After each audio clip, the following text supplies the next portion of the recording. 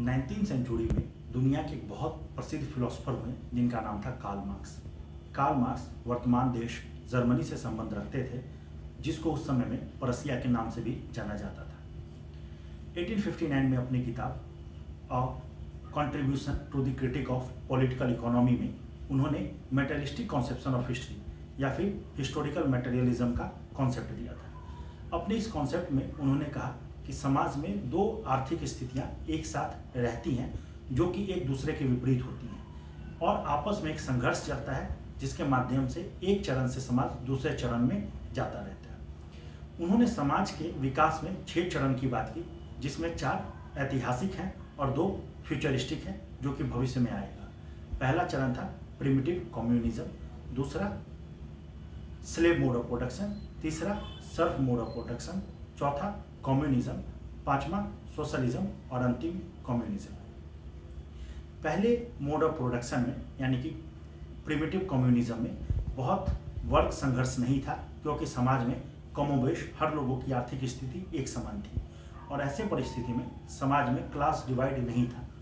लेकिन इसके बाद स्लेव मोड ऑफ प्रोडक्शन आता है, जहाँ पर क्लास डिवाइड देखने को मिलता है। एक तरफ स्लेव होते हैं तो दूसरी तरफ मास्टर। स्लेव और मास्टर एक दूसरे के विपरीत हैं। मास्टर स्लेव का शोषण करते हैं, एक्सप्लॉइटर होते हैं, और स्लेव शोषित होते हैं। लेकिन इसी में परिस्थितियों का परिवर्तन आता है और एक अगला मोड ऑफ प्रोडक्शन आता है, जिसको सर्फ मोड ऑफ प्रोडक्शन कहते हैं। अगले मोड ऑफ प्रोडक्शन आने के लिए पिछले मोड ऑफ प्रोडक्शन में कुछ ऐसी शक्तियों का सृजन होता है या विकास होता है जो आपस में स्लेव के साथ मिलकर के लड़ते हैं और पुराने मोड ऑफ प्रोडक्शन को खत्म करते हैं। लेकिन नए मोड ऑफ प्रोडक्शन, जिसको सर्फ मोड ऑफ प्रोडक्शन कहा जाता है, जो कि तीसरा चरण है, इस चरण में सर्फ का शोषण लॉर्ड करते हैं।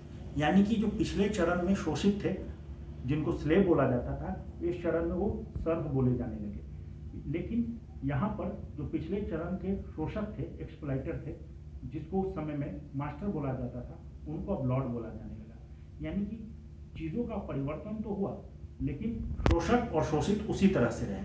और इसी के लिए कार्ल मार्क्स ने कहा था कि history repeat first itself as a tragedy then as a Fars.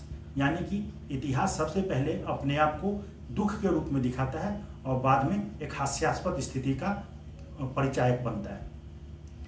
आगे चल करके जो चौथा मोड ऑफ प्रोडक्शन है या चौथा चरण है, उसके लिए कार्ल मार्क्स ने शब्द का इस्तेमाल किया कैपिटलिज्म।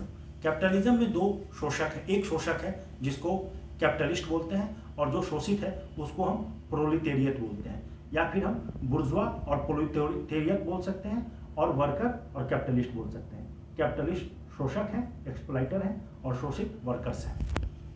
यहाँ पर कार्ल मार्क्स ने कहा कि यहाँ आकर के एक्सप्लॉइटेशन बहुत ज़्यादा बढ़ जाता है और इसका परिणाम ये होता है कि जो वर्कर है या जो प्रोलिटेरियट है वो वर्ग संघर्ष शुरू करता है, किनके खिलाफ? कैपिटलिस्ट के खिलाफ। और उसका परिणाम ये होता है कि कैपिटलिज्म का अंत होता है और एक अगला मोड ऑफ प्रोडक्शन आता है, जिसको हम सोशलिज्म बोलते हैं। सोशलिज्म एक ट्रांजिशन का फेज है। ट्रांजिशन किस चीज़ के लिए? कम्युनिज्म के लिए। तो सोशलिज्म में क्या होगा? यहाँ पर जो भी मोड ऑफ प्रोडक्शन है उन सब पे वर्कर्स का कब्जा होगा, जिसके लिए कार्ल मार्क्स ने शब्द इस्तेमाल किया डिक्टेटरशिप ऑफ प्रोलिटेरियट, यानी कि वर्कर्स का या डिक्टेटर की तानाशाही। और अंतिम चरण जो कि छठा चरण है, इसके लिए कार्ल मार्क्स ने शब्द इस्तेमाल किया कम्युनिज्म। कम्युनिज्म में कोई क्लास मौजूद नहीं होगा। जो वर्कर्स का डिक्टेटरशिप चल रहा था, वर्कर्स भी अपने डिक्टेटरशिप को छोड़ देंगे और पूरे समाज का हर एक चीज़ पे बराबर का हिस्सा होगा। यानी कि आपको जो भी चाहिए आप समाज से ले सकते हैं, बदले में आपको अपने कैपेबिलिटीज़ के अनुसार काम करना पड़ेगा। तो यही 6 मोड ऑफ प्रोडक्शन या 6 चरण बताएं कार्ल मार्क्स ने। हालांकि इसके बहुत सारे क्रिटिसिज्म भी हैं, जो कि हम अगले वीडियो में देखेंगे। धन्यवाद।